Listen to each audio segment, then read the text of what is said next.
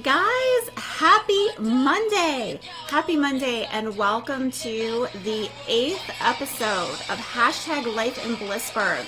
The 8th episode. Oh my gosh. And it's almost mid July. Can you believe we have been here for 8 weeks together? And 4 weeks before that with Mindset Mondays back in May. It's crazy, right? So thank you so much for tuning in. As you are hopping on, I want you to say hi. I want you to introduce yourself. Let me know you're here. And I also want you, if you're comfortable sharing, in the theme of tonight's conversation, I want you to say something that you're not. I want you to say, I'm not the kind of person who, or I'm not defined by this. But I want you to say hi when you hop on, and I want you to tell me something that you're not. Hi, Scott. Thank you for being here. And we are listening to Take Back the Power by the Interrupters, which is such a badass song. I love this song. They ask, like, are you a leader or will you follow? So they're asking you, like, who you are, who you aren't. And I thought it was just a great song to lead us into tonight's episode.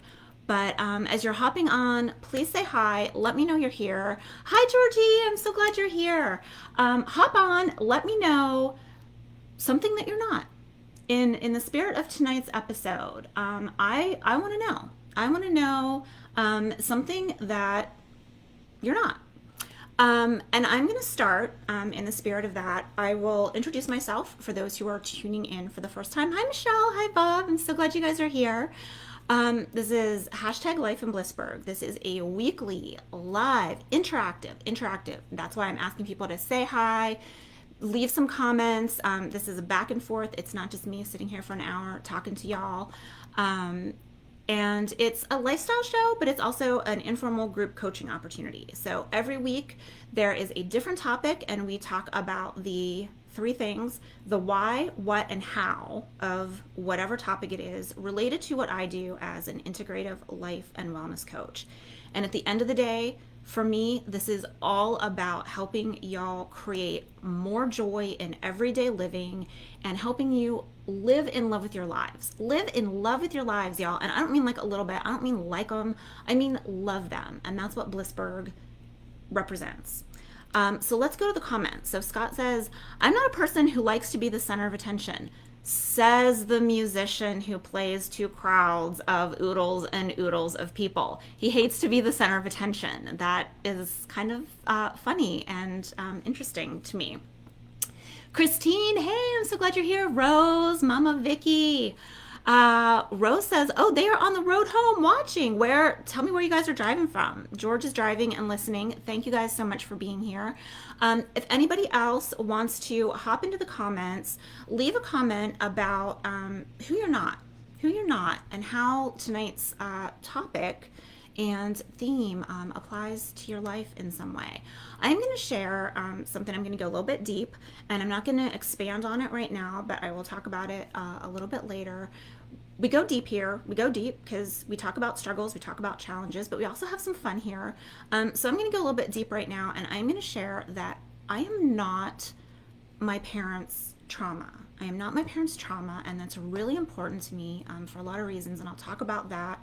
I'll tell you a little story later about how that relates to me, and I'll also share a resource that is related to that tonight. But that is a claim that I'm going to stake.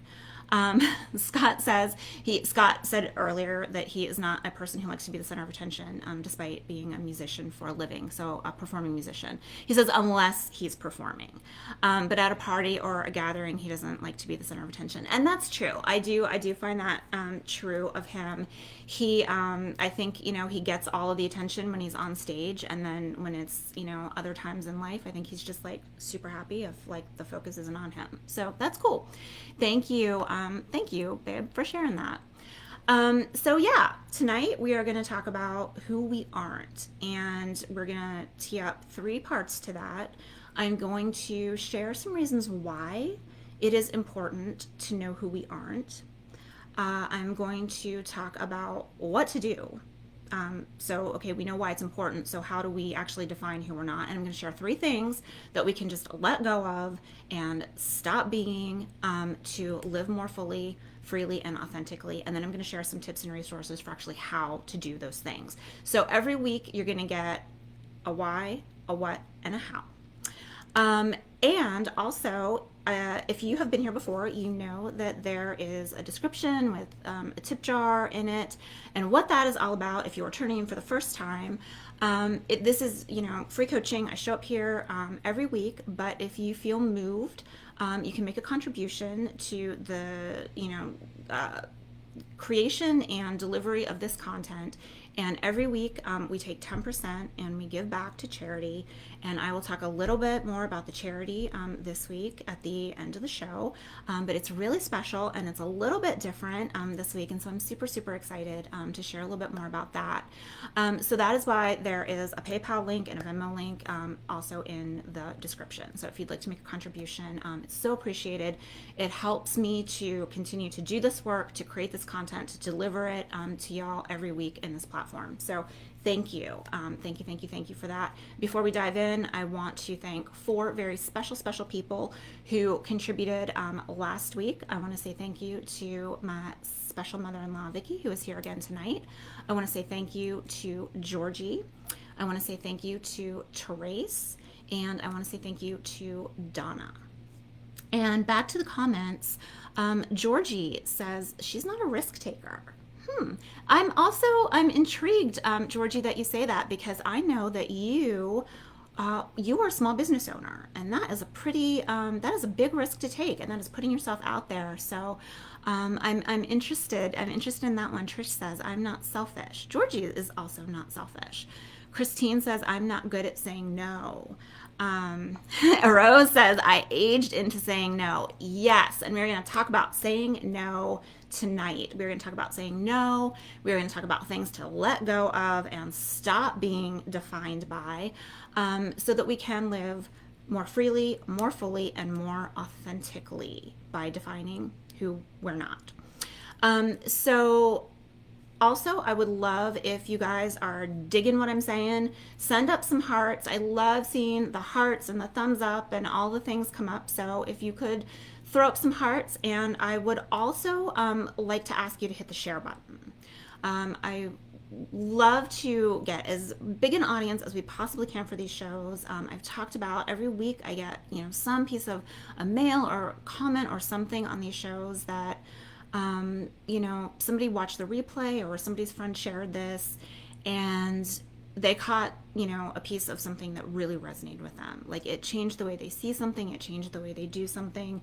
There is a big takeaway in some way. So if you share out, just hit the share button, super duper easy. And it spreads this message and it helps more people see what we're doing here and have access to this work. Michelle says she agrees with all of those. Yes, me too. And sometimes, what I'm the biggest fan of trying to say I'm not is the things that I actually negative self-talk myself about. So if I'm like, oh, you're such a procrastinator, or you're so like, oh, you're an emotional eater, like those things. I like to flip the script on those, and we're going to talk about that in a minute. But yeah, if anybody else wants to share anything in the comments, please do. So for those of you who have been here before, I love to start off these episodes with a quote. And this week is going to be no exception. And if you are new to these shows, I start every episode with a quote. So tonight's quote is from George Bernard Shaw, who is a famous playwright. There's actually a Shaw Festival in Niagara on the Lake, on the Canada side of Niagara Falls. Beautiful theater. It was there, a million years and a lifetime ago. He wrote probably one of his most famous works is Pygmalion, which we know better as My Fair Lady, which is all about a woman trying to create her life and make over who she is by kind of letting go of who she's not. And so the quote from George Bernard Shaw is this: life isn't about finding yourself. Life is about creating yourself. Life isn't about finding yourself. Life is about creating yourself. I want to ask you, what does that mean to you? what does hearing that mean to you? That life isn't about finding yourself, because we hear that a lot, right? Like, I'm gonna find myself. Like, I used to say that. I used to say those words. Like, dropped out of college after my sophomore year. I took some time to find myself. So I knew what I wanted to do with my life, right? Like, we've said those words. So why isn't life about that? Why is it about creating yourself versus finding yourself?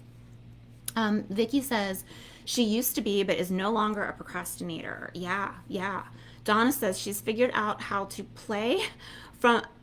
Oh, I am on 65-inch high definition on Donna's TV. That is a little bit frightening to me. I am not somebody who likes to see myself on video. I am not somebody who likes to see pictures of myself. So that is a little bit scary. So if there's like a filter or something that you can apply, I highly recommend that. Um, thanks for sharing, Donna. That doesn't like add any level of anxiety at all.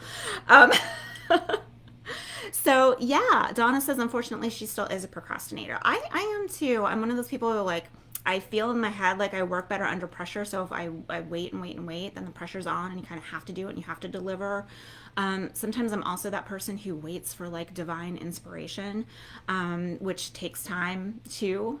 So those are, those are some ways that we define who we are and who we aren't, right? But George Bernard Shaw said that life isn't about finding ourselves, life is about creating ourselves. And I want to talk about that for a minute because I think it's so important. It's so important to what we're going to talk about tonight in terms of defining who we aren't. But it's also one of those like, oh, this is like a mantra quote for me, y'all. I have like notebooks with this like printed on the cover, like ones that came printed with that quote on the cover. And I bought like all of them that they had at the store because it just resonates with me so much. But to me, it means like good or bad, right? For good or ill, our lives are on us. It's on us what happens. Like, we can't control everything that happens to us or happens around us, but we can control, we've talked about this before, we can control our response, we can control what we do next. We have the power to create our path, to create our story, to create our lives. We have the power. We are powerful. Okay, that's what having the power means. And I want you to always remember that. Take that with you. Take that away from this episode. That we have the power to write our own stories, to forge our own paths. We get to decide and define who we are and who we aren't. And of course, yes, like teachers, guides, advisors, all of those things are important to have with us on the journey. Our friends, our loved ones, people who help us to become the best versions of ourselves and the people that we are. But no one can do life for us, right? Like, not even life coaches, right? Like, not even me. I can give you the tools and the resources and tips and strategies and all the, whys, whats, and hows, but I can't do life for my clients. And so that's what this quote means to me, that it's about us. It's about us living in our own agency, making our decisions, taking action. We're going to talk so much tonight about action and why that is important. But action is what moves the needle in our lives, right? So that quote, life is not about finding ourselves, life is about creating ourselves, is going to be kind of the theme for tonight. Okay, so let's dive in. Why? Why is it important to know who we aren't?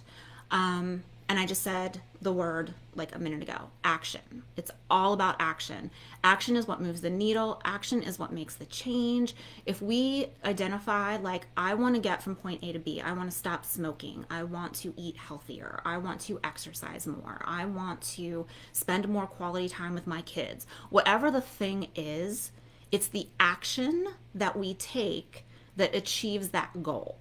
And that's what I do as a life coach. I help people get clarity around what they want to do. And I help people identify the end game. And I help them devise strategies and goals and the steps by steps to get there. And so it's the action, right? Intentions, y'all, are good. They get us started, but intentions aren't enough. And why it's important to know who we aren't is sometimes action is actually easier. Okay, hear this. Sometimes action is actually easier if we take it from a place of like, oh, hell no. Like, I am not that person. I am not that person. And sometimes, pardon the language, but it's easier to act in those moments of like, oh, I'm not that person. I am not this woman. I am not that guy, than it is in just taking like proactive steps from a place of like who we are or who we think we are or the aspirational place of where we want to be, right? It's easier sometimes to identify like, I'm not that, and take action from there. And I'm going to illustrate that in a second with a question that I want y'all to answer. But I'm going to draw a line from A to B and show you how I bet a lot of us very recently have taken action from a place of knowing who we aren't that was easier than taking action from a place of knowing who we are. So it's easier to take reactive action, right? So there are two ways. We take reactive action and we take proactive action. And both of those things are easier when we are doing it from a place of knowing who we're not. And I'm going to talk about why. So why is it easier to take reactive action? So what does that mean? So it's like we suddenly recognize like, oh, I just reached for like a pack of cigarettes, or I reached for the bag of Doritos, or yeah, I'm procrastinating again. Like I know I have this thing due and I'm, scrolling through Facebook or whatever. So reactive action is recognizing when we are falling back into old habits. We are, repeating harmful patterns. It's the things we want to let go of, the things we want to stop doing, and that recognition clicks in.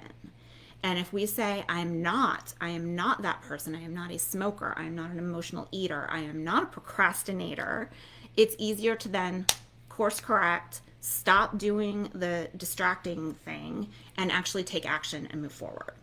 And it's also easier sometimes to take proactive action from a place of knowing who we aren't. And I said I would draw A to B, and I'm going to do that right now. So I want to ask you guys a question. And I said, we go deep a little bit here. I want to ask you guys a question, and I want you to answer in the comments. Those of you who feel comfortable, I want you to answer honestly in the comments, and we're going to talk about how it's been easier to take action from a place of who we aren't versus sometimes who we are. How many of y'all took some kind of action after the murder of George Floyd? And I don't mean you had to make a sign and go march in the street. It doesn't have to be that kind of action. It could be that kind of action. But how many of y'all took some kind of action around that? Whether it was like watching some new shows or a documentary that someone recommended to you, or reading and ordering a new book from Amazon, or having some difficult conversations on social media, or just taking some kind of action after that happened. Let me know in the comments how many people did that, because I know some of y'all did, and I'm not going to call anyone out because this isn't a calling out situation, but this is an illustrative example, right? So I did, and I like to think that I'm a pretty action oriented person to begin with. And I did some new things after that incident happened. I had, increased the level of conversations I was having on social media. I increased my level of, contributing to organizations. I increased my level of intervention, when I saw something that I felt was harmful. Georgie said, yeah, she did. I know you did, Georgie. I saw you, and I hope I supported you in those moments. But I know I saw a lot of you. I saw a lot of you do it. And in that moment, I did those things. Georgie did those things. We did those things mostly from a place of knowing who we're not, right? Because I don't think all of us here identified ourselves as like activists or crusaders or like social justice warriors. We don't lead with that, right? Like I'm unless that's like our job or that is who we've always been, like, that's just not the easiest thing for people to do sometimes, right? Like we're not always, I know a lot of us, we were, at the Women's March. I was there with Donna. So some of us do, like, we make those signs, we take to the streets, we have those conversations all the time. But I think a lot of people took action in that moment, not from knowing who they were as like, I'm a social justice warrior, I am a protester, I'm an activist.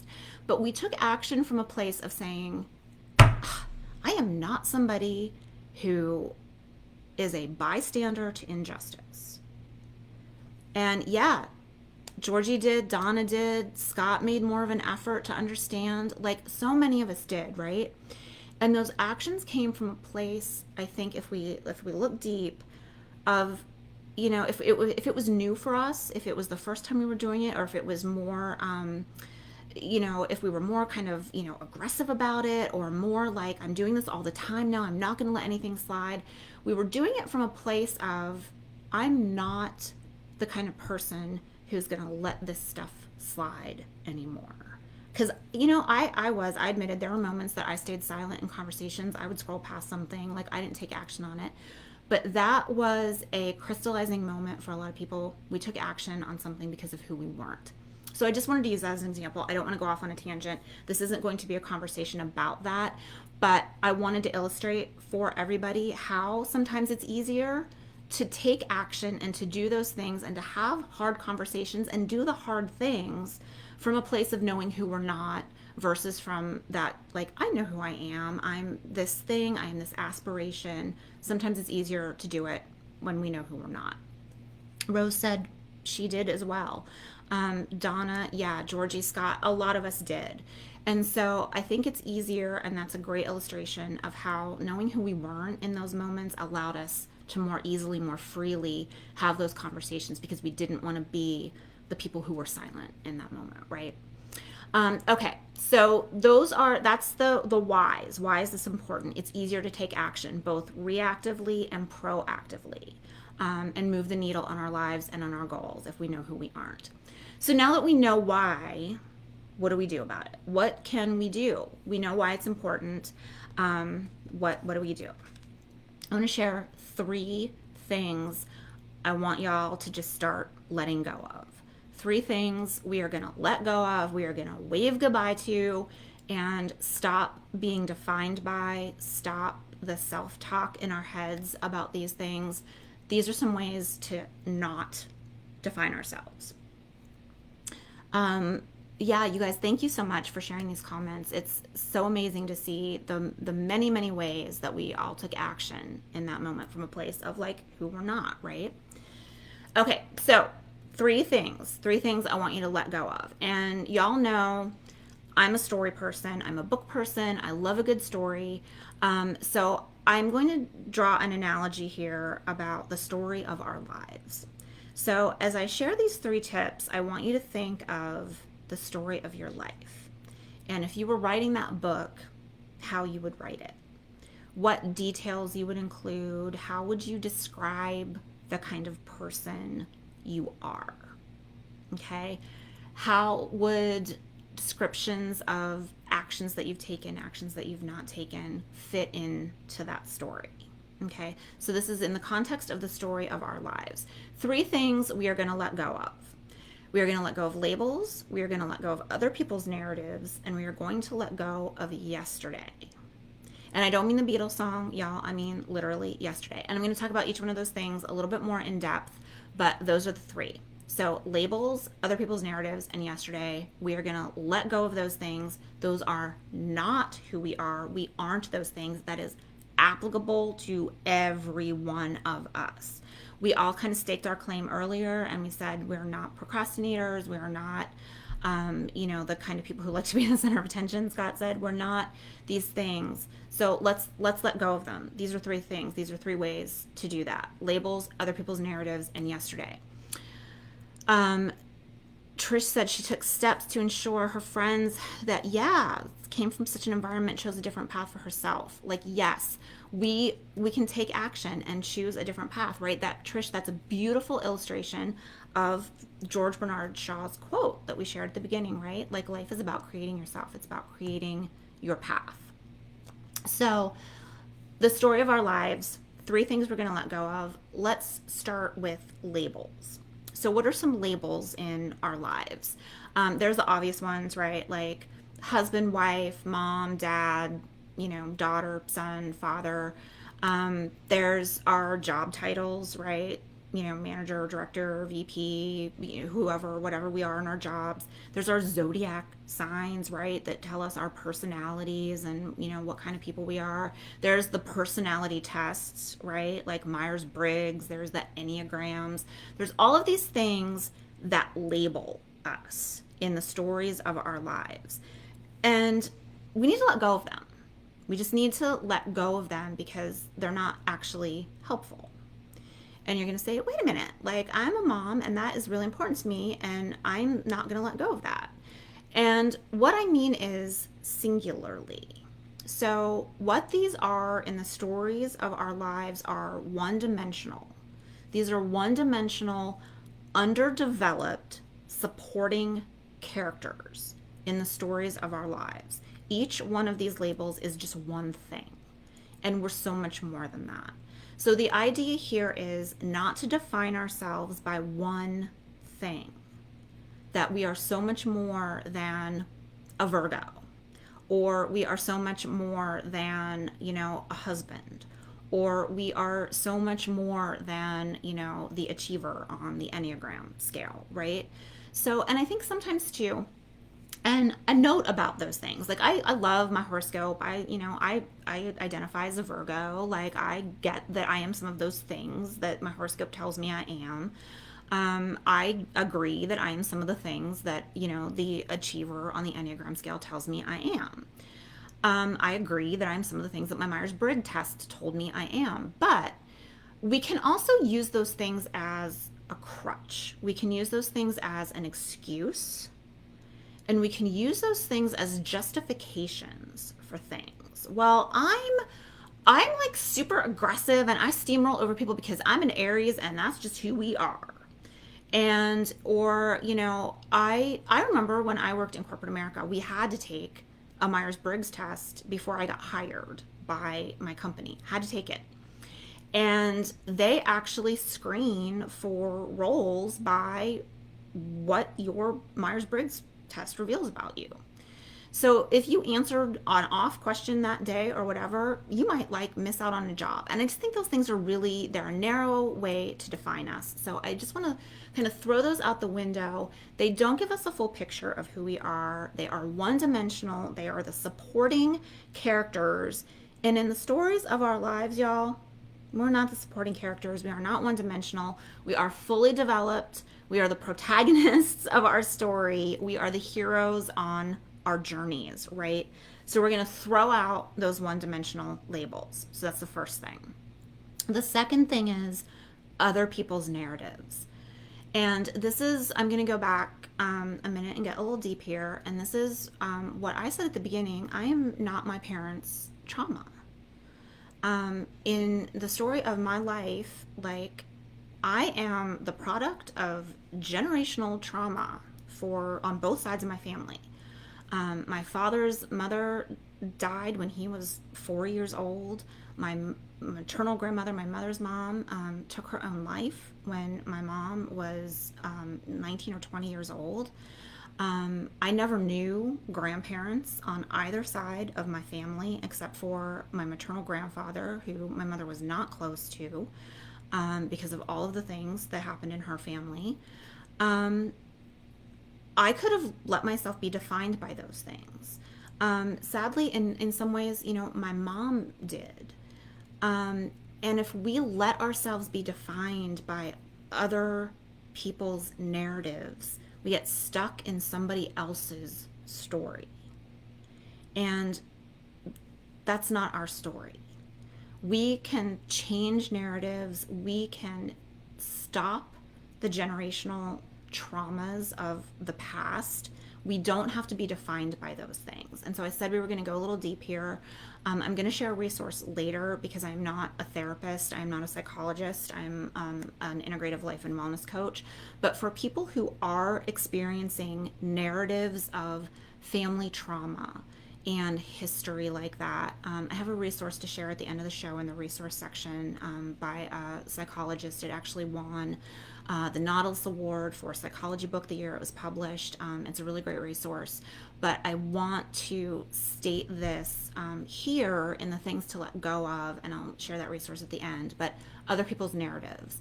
And it's not just about trauma, right? It's other people's expectations and perceptions. It's, maybe your brother saying like, oh, you're the, you were my younger brother, you're not as good at sports as me, or you're not as smart as me, or the little sister who's like the pretty one or the cute one, and whatever that other people try to define you as, or other people's expectations, right? Like the parents who want their kids to follow in their footsteps in their careers or take over the family business.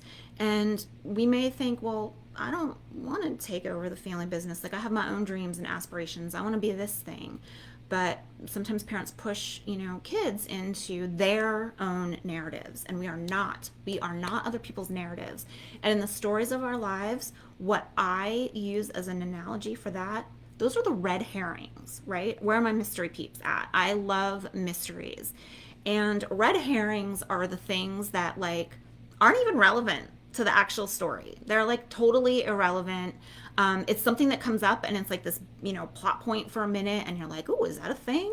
And it's distracting, right? It's distracting from the story. It might take you on if it's a mystery, like you're, going off on a tangent thinking like it's this solution.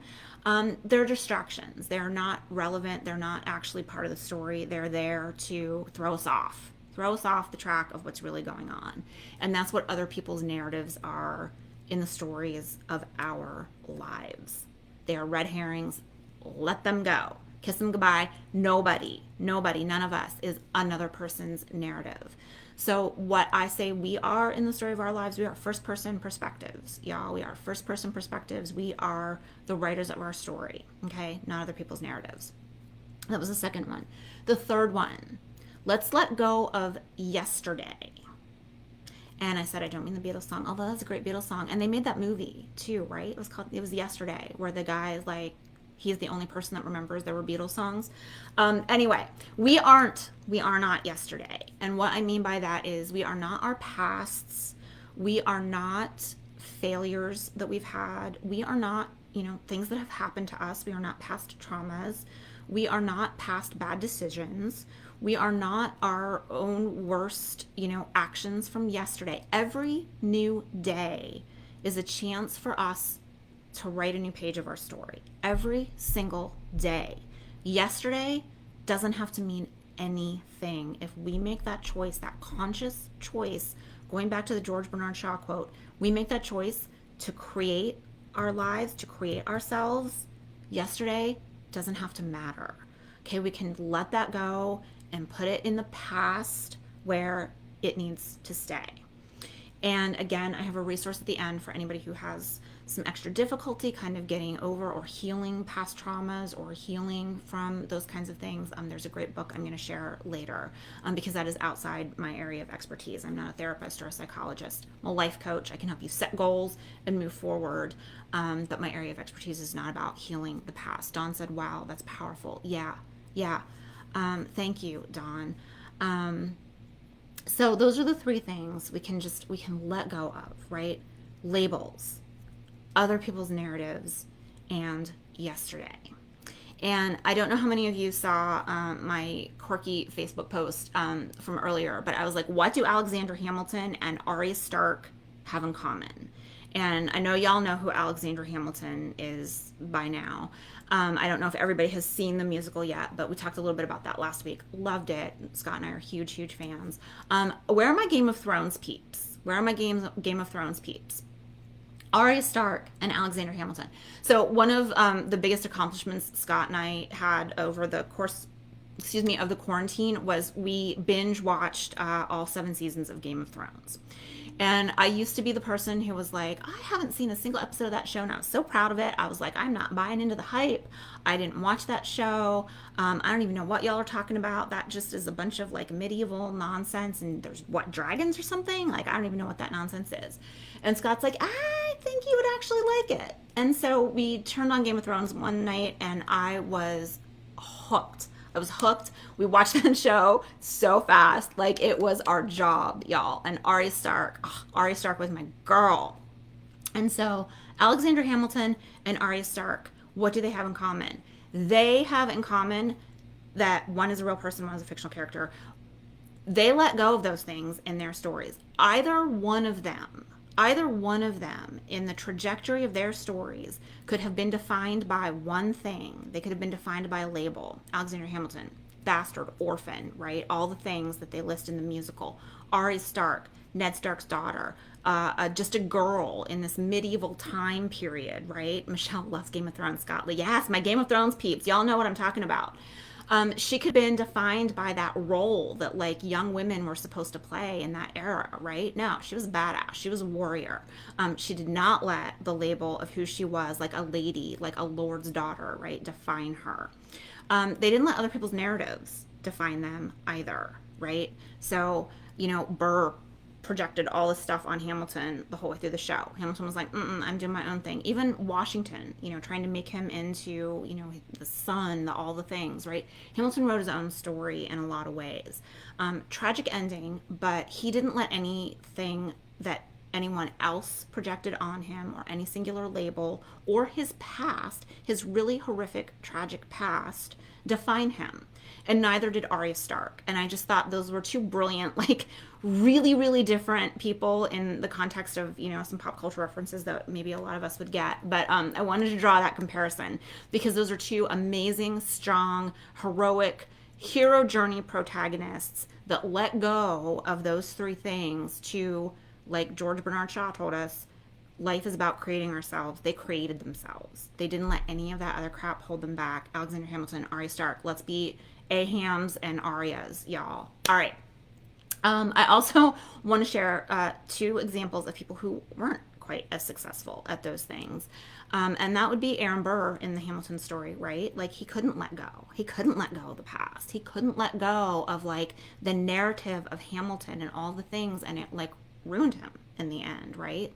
And I don't know if how many of you know the Betty Broderick story, but it's a show that's on right now. It's like the new Dirty John series, and it was also like way back in the day a Lifetime movie with the mom from Family Ties, and it's a true story, and it's a woman who defined herself as this as Dan's wife. So Dan Broderick, Betty Broderick was Dan's wife, and when he cheated and that marriage ended, she couldn't let go. She couldn't let go of that label of who she thought she was supposed to be, and that story ended tragically.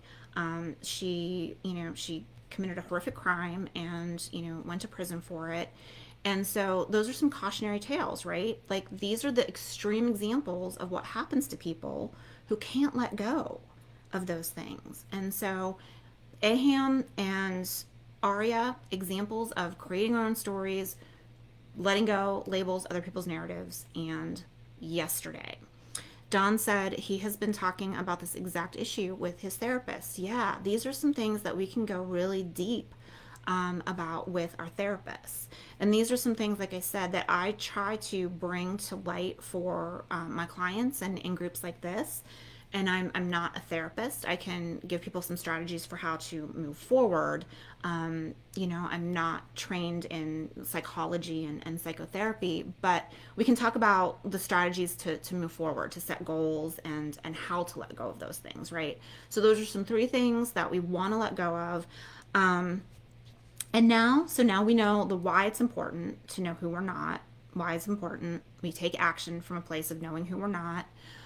What we can do about it now that we know why, right? Three things we're going to let go of to live more freely, fully, and authentically. We're going to let go of labels, other people's narratives, and yesterday, the past. And in the story arc, so back to the analogy of the stories, right? Like yesterday is the past. So those are like plot points in the novel. These are like scenes in the movie or in the novel, right? But these aren't like the big picture. And so back to that story analogy, letting go of yesterday is important because we're not just a plot point. We're not just one thing that happens in the story. We are the whole story. We are the whole story. So that is the story of our lives analogy of the three things to let go of. And so now I want to talk about how. How do we do that? So we know what we're supposed to do, but how can we actually let go? How can we eliminate these things that are holding us back? And I want to share three strategies for that as well.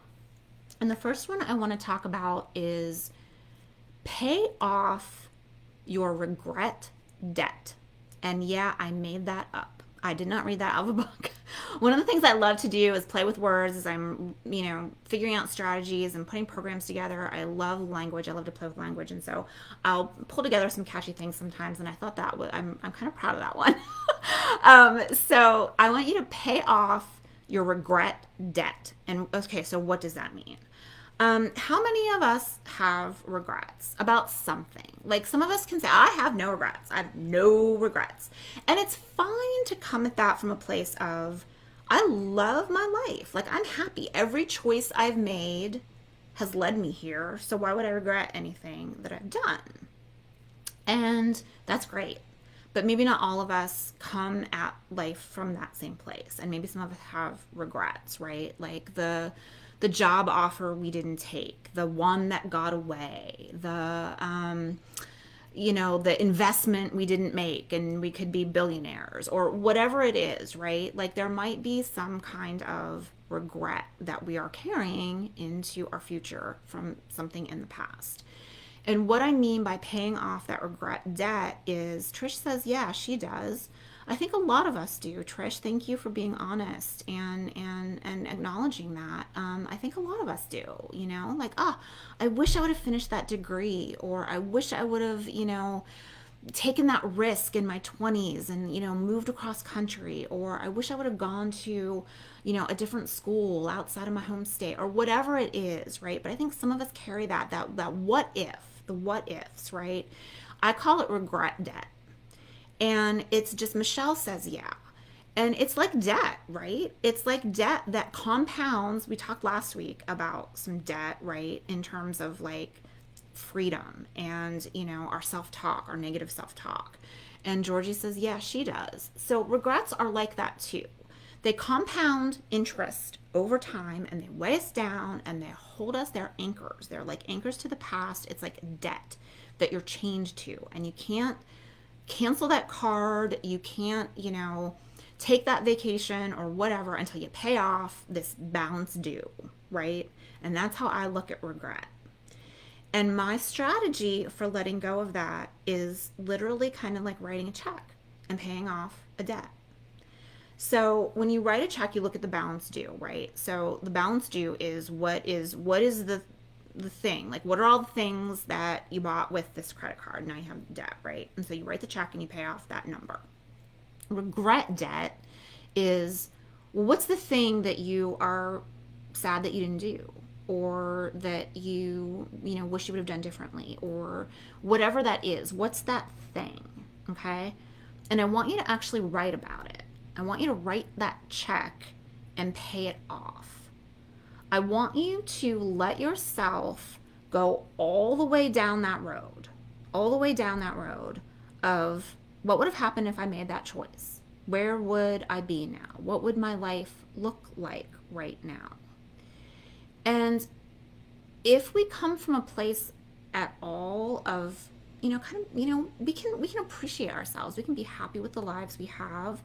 The one thing we didn't do doesn't define all of the things that we are, right? But let's take that turn. Let's take that detour and go down that road of whatever it is that we're regretting and let ourselves imagine what life would be like. And it's like the butterfly effect, right? Like who saw that movie? They go back in time to change something, and these little things then in the future are different, right? It's like also Back to the Future, right? That's probably one that most everybody's going to understand. You go back and you want to change one thing, and you think, God, if I could just do that one thing over, I would still have all the things that I love and that are good now, but that one thing would be different, and that would make everything whole or better or different. But that's not the case. That's never the case, y'all. We make that decision and our lives take a totally different path. And it's not just the one thing that changes. It's the whole series of decisions that come after that. And for good or bad, like life wouldn't look the same as it does right now. And so do we really want to change fundamentally everything around us, or have people not in our lives that are in our lives? And so that's what regret does. It's kind of this romanticized notion of what could be. But if we actually walk down that path and make that choice, it turns out that everything probably looks different and maybe not as great in the end. So if you have regret debt, I want you to let yourself go down that path.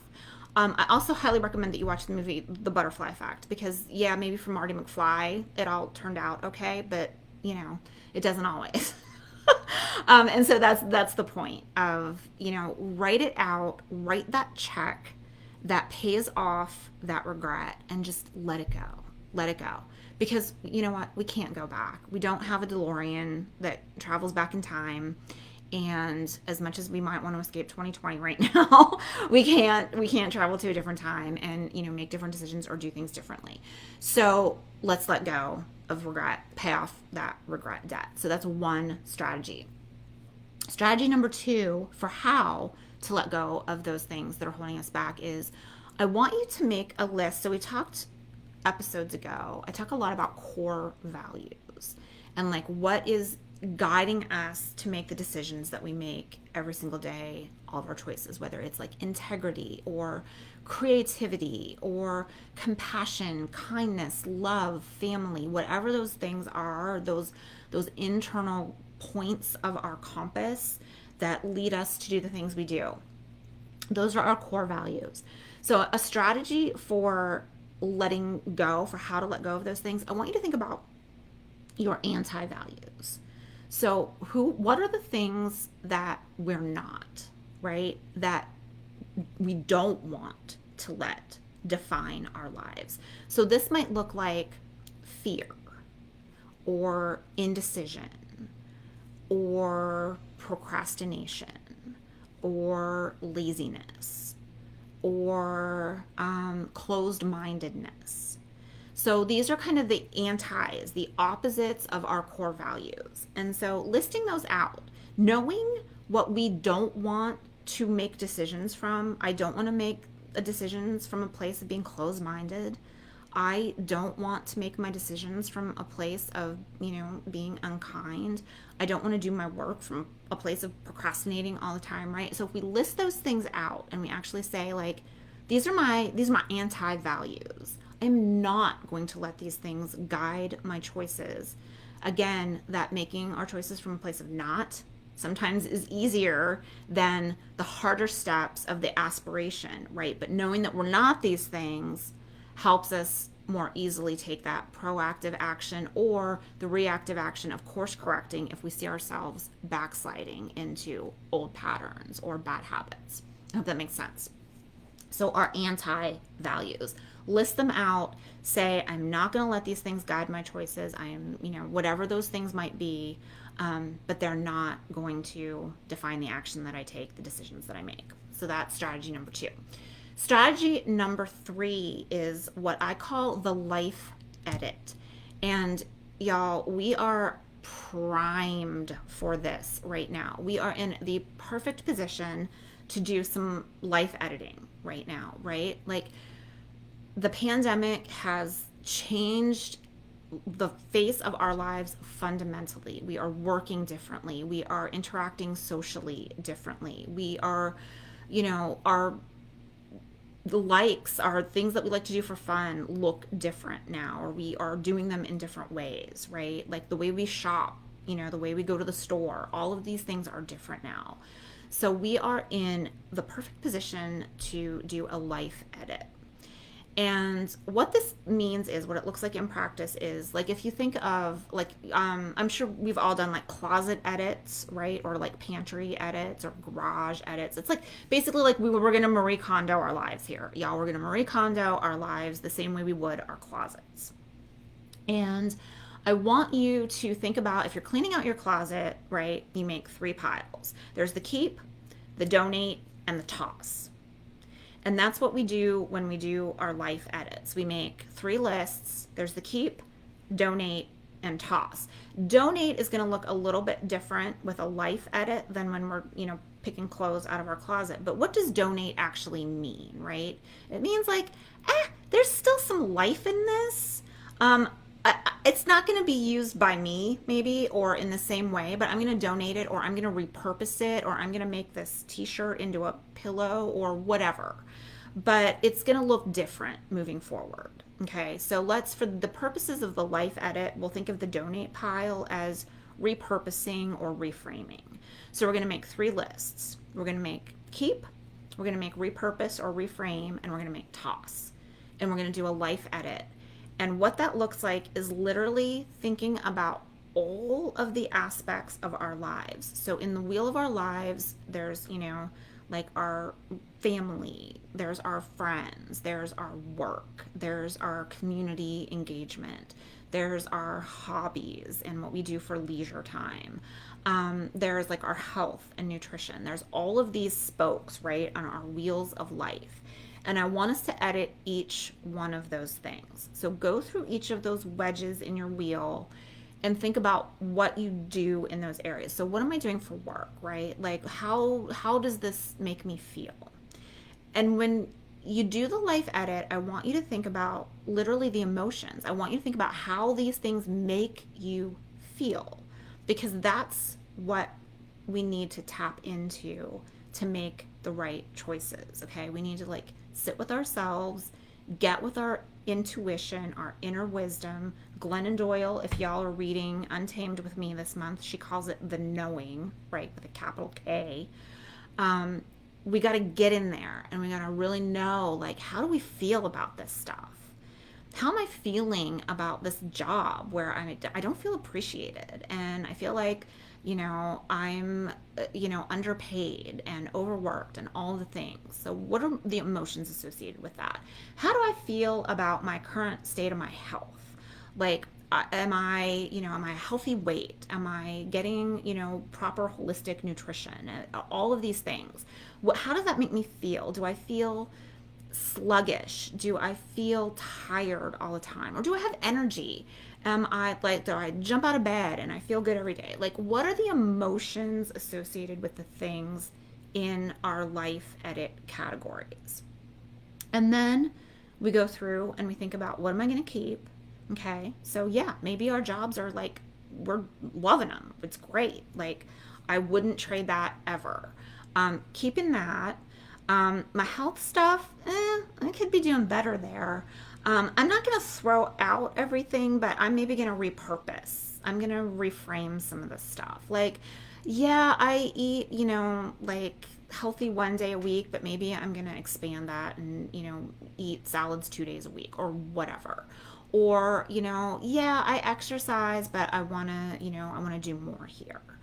Or then maybe there are some things that were like, this is not working for me at all. This is not working. There's like a super toxic relationship that you've listed in your, friends or family or whatever. And you're like, this person is draining. They make me feel bad about myself. They only show up when they have something that they need from me. Whatever it is, that's a toss, right?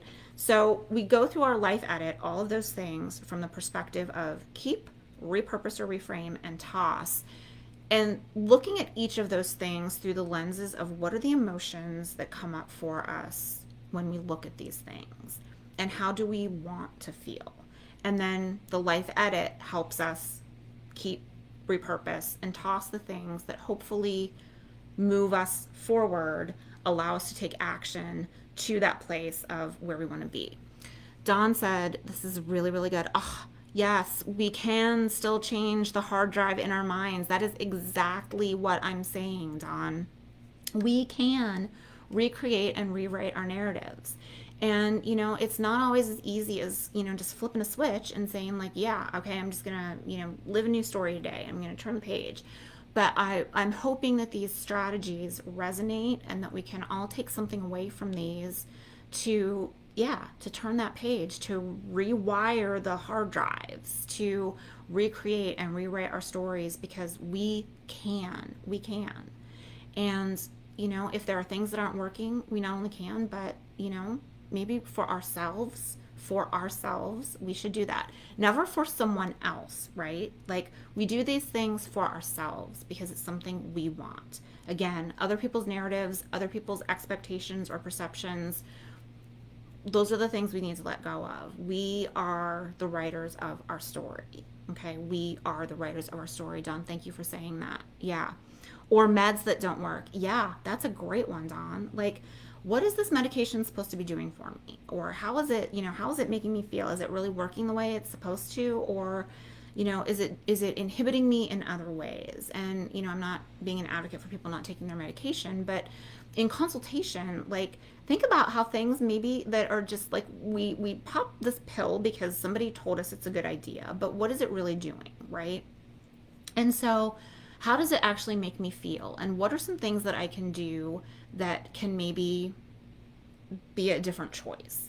So, regardless of what that is, all of that goes into the life edit. It's like cleaning out the closet of our lives, and we repurpose or reframe some things, and we just toss the things that aren't working. And it's freeing. It's freeing. It's saying who we're not and streamlining who we are. It's like, how good do we feel, right? How good do we feel when we cleaned out our closet and we're like, oh my gosh, I can see the floor again. I forgot I had this beautiful shirt in here that I never wear.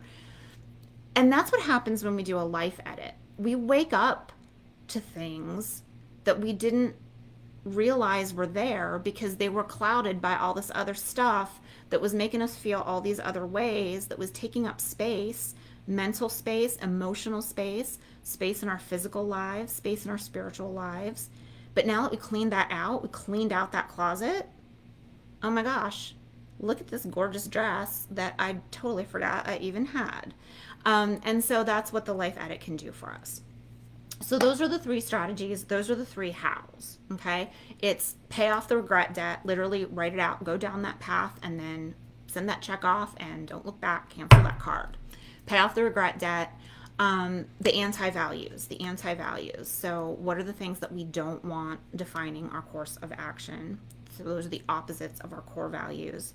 And then the life edit, clean out that closet of your life. So keep, repurpose, reframe, and toss.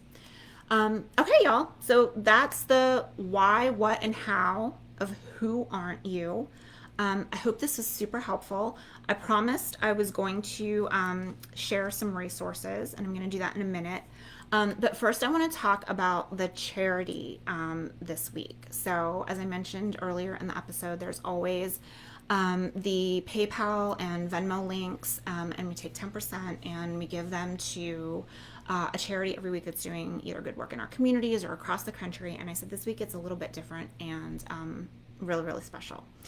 And so for those of you who maybe caught Scott's live show on Thursday, Scott and I sometimes do different charities depending on, where we are and what we're doing and what themes are of my show. Sometimes we do the same one, and this is one of the instances that we're doing the same one. And I'm going to take it a step further and give a little bit more detail.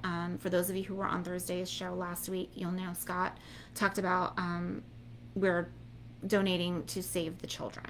Save the Children, which works literally all over the world to make a difference in the lives of children across all kinds of different markers, education, health, physical health, nutrition, basic needs, all of these kinds of things.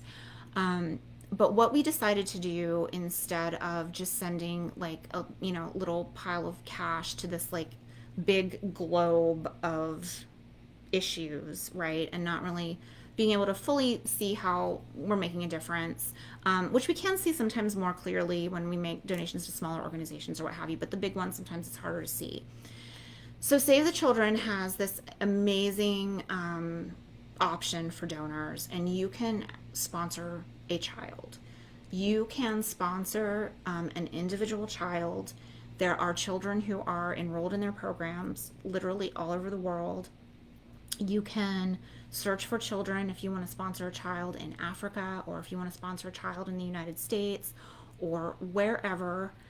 If you want to sponsor, there are categories. If you want to help a child who's moving through the immigration process or refugee process, there are all kinds of different ways, but you literally see the stories of individual children, real children who need help. And this is where the money is going to right now. And we've committed to this on an ongoing basis for the next at least a year, probably longer. Scott and I decided to sponsor a little girl through Save the Children. Um, I feel really, really passionately about work in rural America. I came from a small town. I had some privileges and some opportunities that not everybody has. And my story is different, but a lot of people in rural America, 1 in 4 children live in poverty. 1 in 4. 1 in 4 children live in poverty in rural America. So we chose Appalachia in the United States, which is kind of that pocket, that swath of the United States that cuts through, West Virginia, Kentucky, North Carolina, Tennessee, parts of Pennsylvania, all those places. And we picked a little girl. Her name is Skyly. She is 7 years old. She has red hair and this little twinkle in her eyes, and she wants to be an artist. And she was on the Save the Children waiting list for 113 days when we saw her profile. And it spoke to me and it spoke to my heart in ways that I can't even describe. But we said, this is the one. This is the little girl. We are going to make a difference in her life. We are sponsoring this child. And then they remove the profile. So you become linked to that child. You are their sponsor. We can write letters to her. We got a notification today. Her birthday is coming up in August.